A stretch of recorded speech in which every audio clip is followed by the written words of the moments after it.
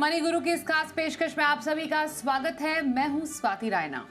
नए साल में टैक्स सेविंग के तरीके समझना बहुत जरूरी है। मार्च से पहले बाकी बचे इन महीनों में, इन 3 महीनों में खास तौर पर आप टैक्स बचाने के लिए किन स्कीम्स में निवेश कर सकते हैं और इन स्कीम्स में निवेश से आपकी कितनी बचत हो सकती है। आज के शो में हम आपको टैक्स सेविंग टिप्स देने वाले हैं और हमारे साथ इन टिप्स को आपके साथ शेयर करने के लिए 2 खास एक्सपर्ट्स भी हैं। टैक्स एक्सपर्ट रुचिका भगत और टैक्स कनेक्ट एडवाइजरी के पार्टनर विवेक जालान। रुचिका और विवेक, बहुत स्वागत करते हैं आपका आज मनी गुरु के इस खास कार्यक्रम में।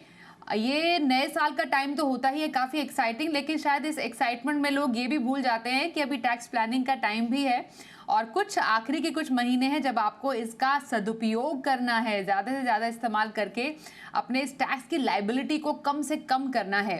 तो ये जो टैक्स की बचत की तैयारी का जो टाइम है रुचिका, ये जो आखिरी के कुछ महीने होते हैं जब हम नए साल की तैयारी तो कर ही रहे होते हैं, बिजी इतने ज़्यादा हो जाते हैं कि टैक्स प्लानिंग के लिए शायद वक्त नहीं मिल पाता।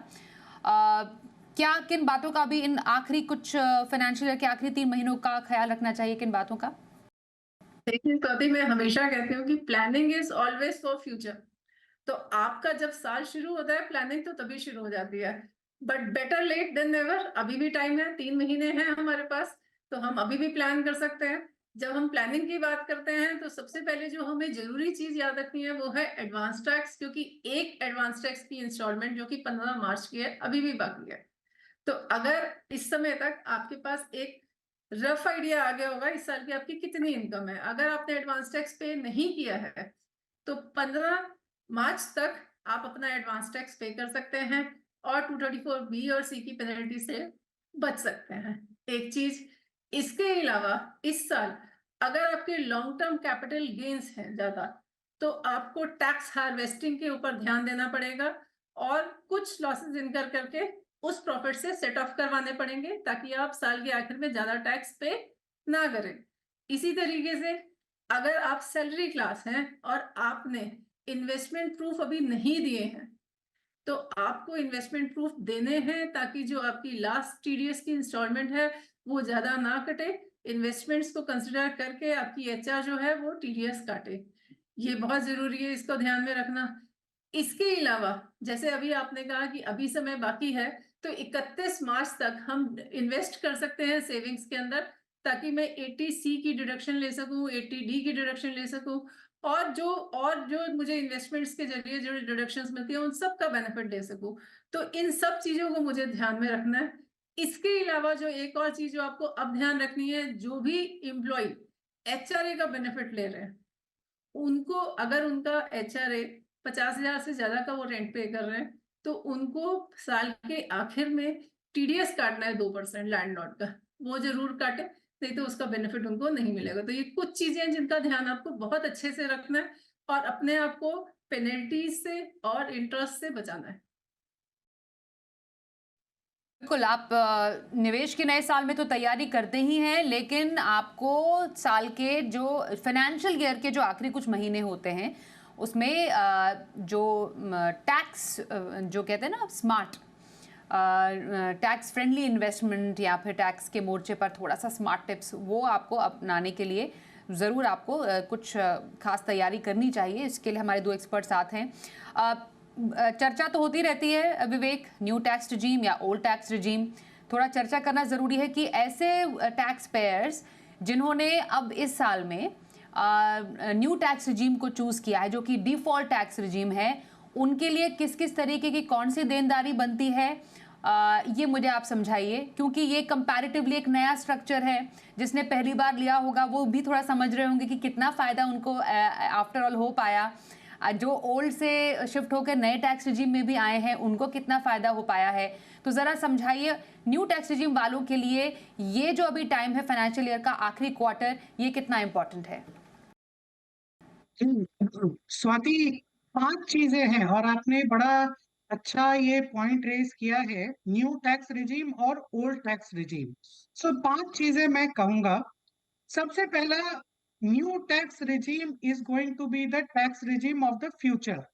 हो सकता है ये बजट में ही ये हो जाए कि अगले साल के लिए न्यू टैक्स रिजीम ही रहेगा, ओल्ड टैक्स रिजीम ना रहे।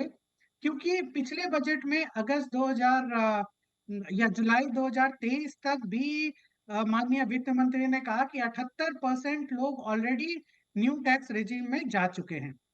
परंतु इस साल के लिए तो न्यू टैक्स रिजीम है, तो इसमें बहुत ही कम जगह बचती है कि आप कोई भी सेविंग कर पाए या इन्वेस्टमेंट कर पाए, क्योंकि 71 टाइप के जो इन्वेस्टमेंट ऑप्शंस है वो न्यू टैक्स रिजीम में टैक्स सेविंग नहीं होते।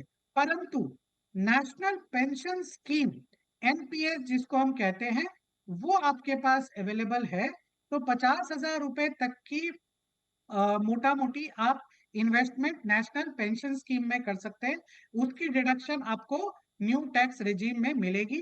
तो अगले 3 माह में आप ये नेशनल पेंशन स्कीम में आप इन्वेस्टमेंट कर सकते हैं, अगर आप न्यू टैक्स रिजीम में भी जाना चाहें।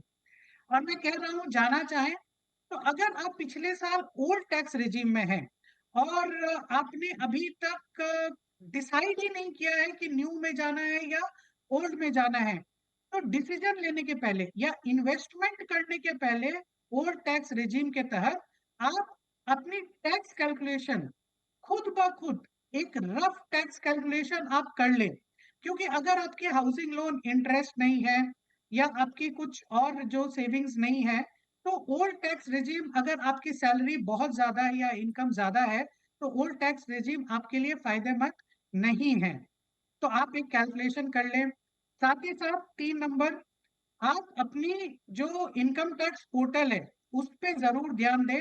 और एआईएस इंफॉर्मेशन स्टेटमेंट एक होगी जहां पे आपकी जो इनकम है, जो दूसरों ने दिखाई है आपकी इनकम, वो अवेलेबल होगी। तो वो उसका आप एक बार जो दायरा जरूर ले लें कि वैसा कोई इनकम है जो दूसरों ने आप दिखाया है कि आपको पेमेंट किया है लेकिन आपको कुछ मिली नहीं है, तो आपको उसको रिजेक्ट करना पड़ेगा। चौथा इंपॉर्टेंट चीज जो इस बार चेंज हुई है, अब आपके जो, अगर आप सैलरीड क्लास हैं, तो आपके एम्प्लॉयर टीडीएस आपकी सैलरी में से हर माह काटते होंगे। अभी 3 महीने ही है, जनवरी फरवरी मार्च, जब आप या तो इन्वेस्टमेंट डिक्लेरेशन दे दें। और इस बार नया चीज है कि इन्वेस्टमेंट के साथ आप जो एम्प्लॉयर है उनको अपनी फॉर्म 26 AS भी जरूर दे दे। क्योंकि अगर आपके ऊपर किसी ने टीसीएस काटा है, जैसे कि अगर बाहर आपने कुछ पैसा भेजा है, फॉरेन रेमिटेंस किया है, तो बैंक ने टीसीएस काटा होगा, या आपके जो माइनर चाइल्ड है उनके ऊपर बैंक ने टीसीएस काटा है, तो वो टीसीएस का भी क्रेडिट आपको मिलेगा। तो आपका जो टीडीएस डिडक्शन है, आपका एम्प्लॉयर कम करेगा टीडीएस डिडक्शन।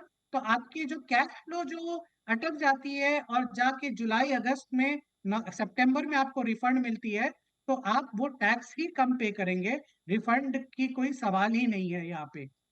पांचवा और अंतिम, काफी सारे सैलरी टैक्स पेयर, ये देखा गया है कि उनके पास हाउस प्रॉपर्टी रहती है जो वो लोग रेंट में चलाते हैं, लेकिन वो काफी बार उस रेंट जो इनकम है जिसके ऊपर एम्प्लॉयर टीडीएस नहीं डिडक्ट करता, वो रेंट पे एडवांस टैक्स देना ही भूल जाते हैं।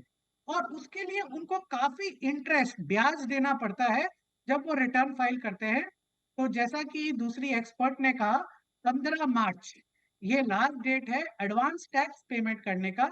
अगर ऐसी कोई रेंटेड प्रॉपर्टी है या आपकी और कोई दूसरी इनकम है, कैपिटल गेन है वगैरह वगैरह, तो आप उसका कंप्यूटेशन करें और 15 मार्च तक आप अपना एडवांस टैक्स उसके ऊपर दे दें, ताकि और ज्यादा इंटरेस्ट से आप बच सके। तो काफी इंपॉर्टेंट पॉइंट्स विवेक ने यहाँ पर बताए हैं जो आपको टू डू लिस्ट में डालने चाहिए अपने ये जो फाइनेंशियल ईयर है उसके आखिरी कुछ महीनों या लास्ट क्वार्टर को ध्यान में रखते हुए। रुचिका, अब जो लोग जो tax payers old tax regime में हैं उनको मिलता है 80C का बेनिफिट। ये एक बहुत बड़ा लाभ है या कह सकते हैं एक आकर्षण का एक फैक्टर है जो कि जोड़े हुए हैं सभी टैक्स पेयर्स को। वो इसलिए भी है, देखिए लोगों ने होम लोन ले रखा है तो उसका उनको फ़ायदा लेना है, एचआरए है उसका फ़ायदा लेना है। टैक्स रिजीम में अब तक इसका फ़ायदा मिलता नहीं है। विवेक ने जैसे बताया कि एनपीएस में एक पार्ट पे आपको न्यू टैक्स रिजीम में फ़ायदा ज़रूर मिलता है, लेकिन अभी भी जो एक बहुत बड़ा मेजर चंक है ऑफ टैक्स पेयर्स वो अभी एचआरए और होम लोन ये कुछ जो बड़े बड़े फैक्टर्स हैं उन जो रिबेट्स हैं उसको क्लेम करते हैं। सो मुझे ओल्ड टैक्स रिजीम के उनके लिए बताइए कि अभी उनके लिए स्मार्ट टैक्स सेविंग टिप्स क्या होंगे, जितने भी उनके पास ऑप्शंस मौजूद हैं उसको अच्छे से वो यूटिलाइज कैसे करें, पूरे 1.5 लाख तक की लिमिट वो कैसे यूटिलाइज कर सकते हैं? देखिए, एक चीज आप हमेशा ध्यान में रखिए, न्यू टैक्स रिजीम जैसे हर एक कोई बताता है आपको, new tax regime by default आपका टैक्स रिजीम है। तो अगर सैलरी क्लास को एक बेनिफिट है कि वो हर बारी अपना टैक्स रिजीम चेंज कर सकता है। इनफैक्ट अगर आपकी नॉन बिजनेस इनकम है तो आप हर साल अपना टैक्स रिजीम चेंज कर सकते हैं। मगर अगर आप 31 जुलाई के बाद रिटर्न फाइल करेंगे तो आप by default new tax regime में ही जाएंगे, तब आपको ओल्ड टैक्स रिजीम का बेनिफिट नहीं मिलेगा। तो अगर आप ओल्ड टैक्स रिजीम का बेनिफिट लेना चाहते हैं तो आप विद इन टाइम लिमिट, जो भी आपकी डेट्स हैं उसके टाइम लिमिट के अंदर ही रिटर्न फाइल कीजिए। सबसे पहली तो ये बात है अवेल करने के लिए ओल्ड टैक्स रिजीम को। दूसरी चीज जो आती है, आपने जो कहा कि बेनिफिट्स कौन कौन से हो सकते हैं ओल्ड टैक्स रिजीम में, तो हम सब जानते हैं एटीसी की डिडक्शंस के बारे में। आपके पास एंडलेस इन्वेस्टमेंट्स हैं, आप यहाँ पे इन्वेस्ट कीजिए और आपको वो बेनिफिट्स मिलेंगे। पीपीएफ है, एनपीएस है, आपका ईएलएसएस स्कीम है जिसको मैं यहाँ पे बताना भी चाहूंगी। ईएलएसएस स्कीम में अगर आप इन्वेस्ट करते हैं तो आपको एटीसी के अंदर डिडक्शन मिलती है। और ये एक ऐसी स्कीम है जिसके अंदर आप का जो time period, block time period है वो सिर्फ 3 साल का है, सबसे कम है। और आपके जो रिटर्न्स हैं वो 15 to 18% है। जो हम हमेशा कहते हैं risk is attached with returns, तो आपका रिस्क भी है और रिटर्न्स भी हैं अगर आप देखें। और इसके अंदर ना केवल आपको टैक्स बेनिफिट मिल रहा है बट आपकी वेल्थ एप्रिसिएशंस भी है इसके अंदर। आप ईएलएसएस के अंदर जा सकते हैं, एनपीएस के अंदर जा सकते हैं, आपकी सुकन्या समृद्धि योजना है उसमें जा सकते हैं। एचआरए का बेनिफिट सबसे कॉमन बेनिफिट है जो हम सबको पता है, जो हम लेते हैं। अगर आपका एम्प्लॉयर आपको एचआरए नहीं देता तो आप एटीजीजी में जा सकते हैं, जिसके अंदर आपका एम्प्लॉयर आपको एचआरए नहीं देता है मगर आप रेंट पे कर रहे हैं, आपके नाम पे, आपकी एचयूएफ के नाम पे, आपके माइनर चाइल्ड के नाम पे कोई मकान नहीं है, तो भी आपको 60,000 रुपए तक की डिडक्शन मिल जाती है। तो जब मैं एटीसी, एटीडी में मेडिकल इंश्योरेंस है, एटीई के अंदर एजुकेशन लोन है, इसके अंदर एटीटीटी है, एटीटीटीबी है, तो आपके पास इतनी सारी डिडक्शंस हैं ओल्ड टैक्स रिजीम के अंदर जिसका आप पूरा बेनिफिट उठा सकते हैं। ना केवल एटीसी बट बाकी बेनिफिट्स भी उठा सकते हैं। अलाउंसेस हैं, सेक्शन 10 की बेनिफिट्स हैं जो आपको न्यू टैक्स रिजीम में अवेलेबल नहीं है। परक्विजिट्स न्यू टैक्स रिजीम में है, अलाउंसेस सेक्शन 10 की डिडक्शंस न्यू टैक्स रिजीम में नहीं है। तो ये सारे बेनिफिट्स आप ओल्ड टैक्स रिजीम में उठा सकते हैं, प्रोवाइडेड आप अपनी रिटर्न टाइम से भरिए।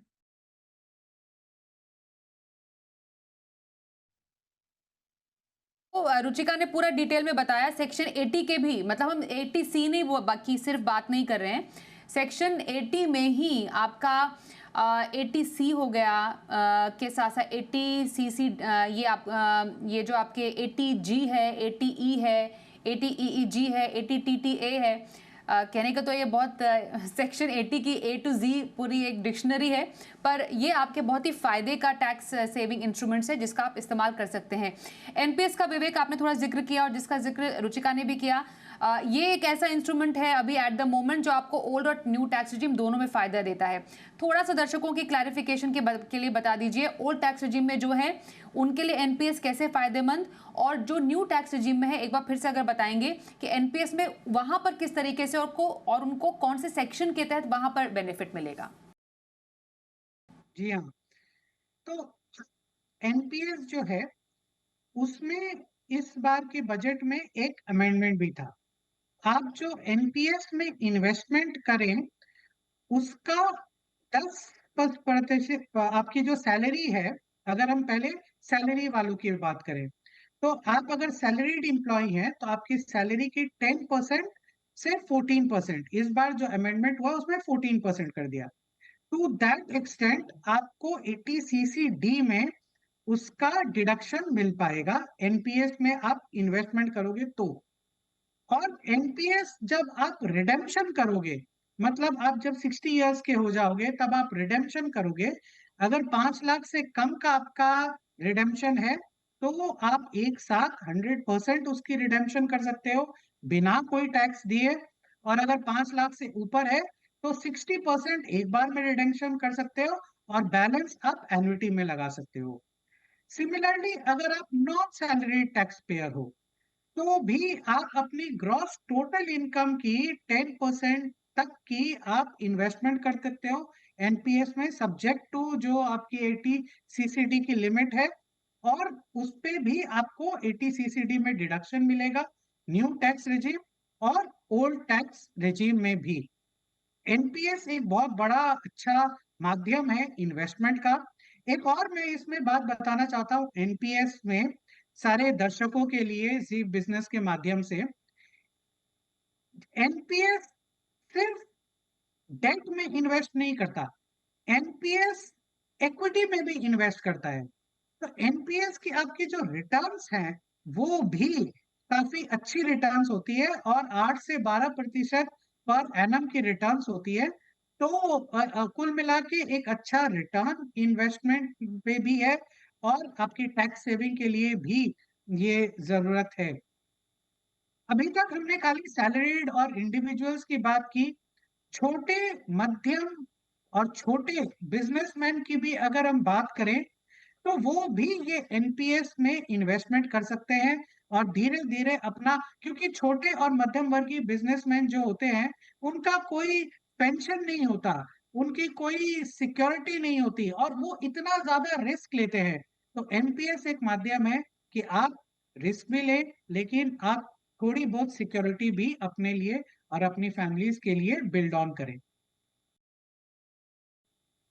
बिल्कुल, तो विवेक ने बताया एनपीएस के पूरे फायदे न्यू और ओल्ड टैक्स रिजीम में आपको कैसे फायदा मिल सकता है इस बेहतरीन इन्वेस्टमेंट प्रोडक्ट का। एक छोटे से ब्रेक के लिए रुकते हैं, ब्रेक के बाद आपको नए साल में टैक्स से जुड़ी हुई किन गलतियों को नहीं करना है, और एक इनकम टैक्स कैलेंडर, ये आप जब अपने तमाम इंपॉर्टेंट डेट्स का कैलेंडर मार्क करते हैं ना, एक इनकम टैक्स कैलेंडर भी मार्क कर लीजिएगा, और इंपॉर्टेंट डेट्स कौन सी रहने वाली है उस पर हमारे एक्सपर्ट से भी चर्चा करेंगे एक छोटे से ब्रेक के बाद। बने रहिए हमारे साथ।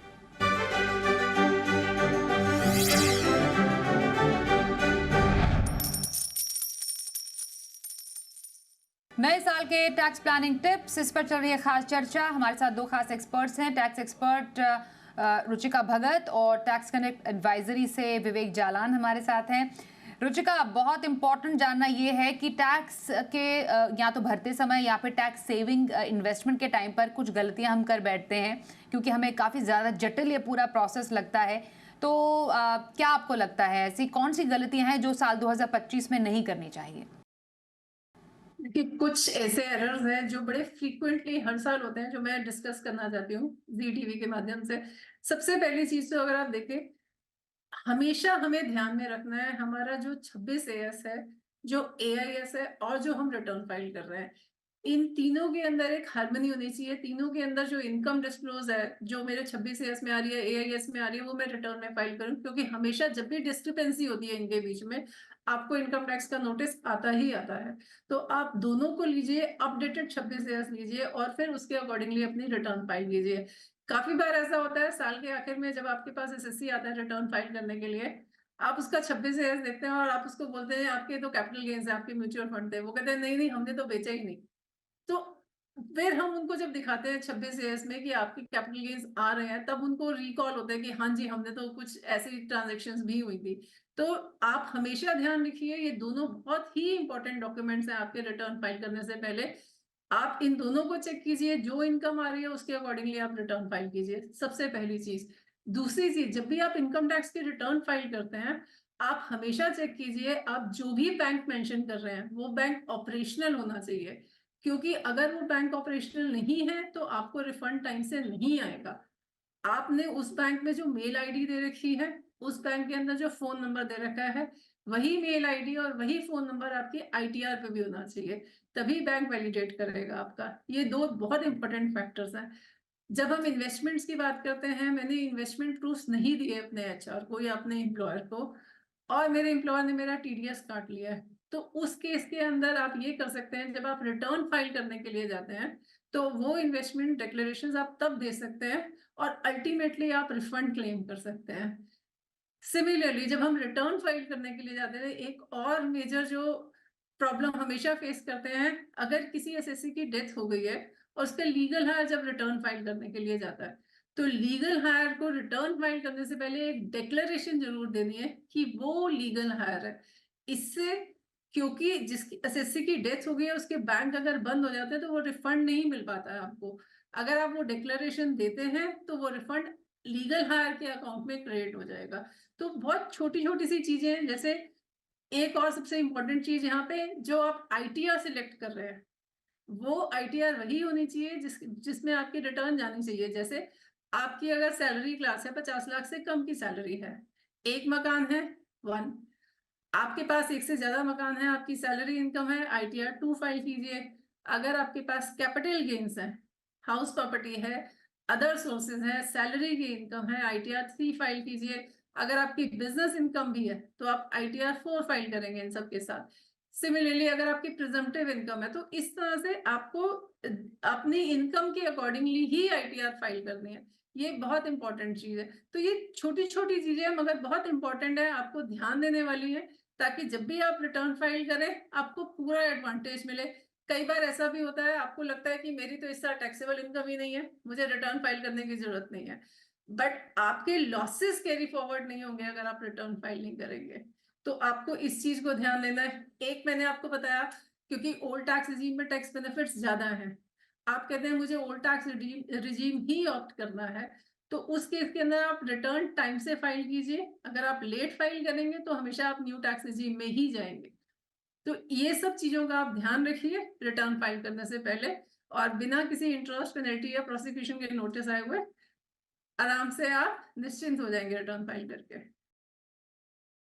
बिल्कुल, तो गलतियां नहीं कीजिए नए साल में। और आखिरी सवाल विवेक आपसे होगा, एक इनकम टैक्स कैलेंडर अगर मैं आपसे समझूं 2025 के लिए कि किन इंपॉर्टेंट डेट्स को सबको अपने कैलेंडर में मार्क कर लेना चाहिए, तो वो इंपॉर्टेंट मेन जो ब्रॉड डेट्स हैं वो क्या कौन सी रहेंगी? जी स्वाति, उसके पहले मैं 5-6 डेट्स बताऊंगा, लेकिन उसके पहले अभी एक डेट आने वाला है 31 दिसंबर 2024।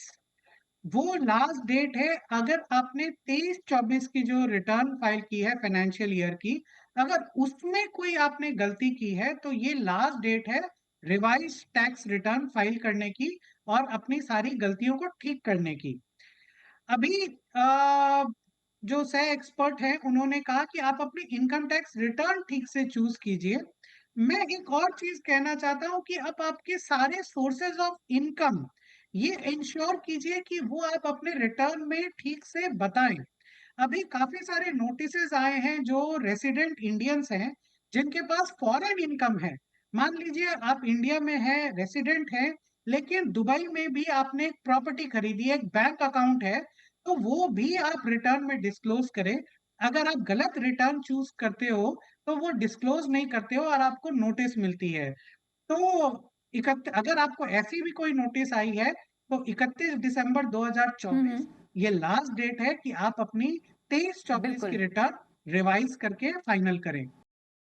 ओके विवेक मुझे माफी दीजिएगा आप कि मैं ये तमाम जो डेट्स है दिखा भी रहा हूं, क्योंकि आपने 31 दिसंबर का जिक्र किया। ये बिल्कुल इमीडिएट 2024 की एक इंपॉर्टेंट डेट है जिसको आपको ध्यान में रखने की जरूरत है, और बाकी डेट्स आपके पास स्क्रीन पर है। समय के अभाव की वजह से हम पूरे डिटेल में इस पर चर्चा नहीं कर पाएंगे, लेकिन विवेक ने आपको बताया कि कौन से इंपॉर्टेंट डेट्स है जिसको आपको ध्यान में रखने की जरूरत है। तो नए साल की स्मार्ट टैक्स प्लानिंग के टिप्स हमने अपने दोनों एक्सपर्ट से जाने। तो इसी के साथ मनी गुरु के आज के इस खास कार्यक्रम में बस इतना ही। वक्त एक छोटे से ब्रेक का हो गया है। आप बने रहिए हमारे साथ, देखते रहिए जी बिजनेस।